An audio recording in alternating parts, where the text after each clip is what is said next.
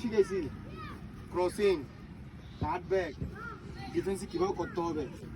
মারা ঢুকেছে তো এখন গেম খেলবো, সেম ওই পজিশন খেলবি। প্রথমে কিপার যারা ডিফেন্স খেলে টিমকে সুন্দর নিচ থেকে একটি বিল্ড আপ করতে হবে। কিপার স্পট কি মারলে দুটা স্টপার কুইক চলে যাবে, এদিকে সাইডে চলে যাবে ডাইরেক্ট। ও এসআরে দিতে পারবে, এসআরে দিতে পারে, মাঝখানে মিডফিল্ড যে খেলবে মিডফিল্ডে দিতে পারে। ঠিক আছে, বুঝতে পারছো? এভাবে শেপ কোনো দেখাবে এভাবে যাবি, এভাবে আসবি। এগুলো মাথার ব্রেনে ঢুকে বলো। ফুটবল খেলে একটু শিখো মাথার ঢুকে ব্রেনে ঢুকাও। ঠিক আছে, যেভাবে শিখেছি ওভাবে গেম এভাবে খেলবি।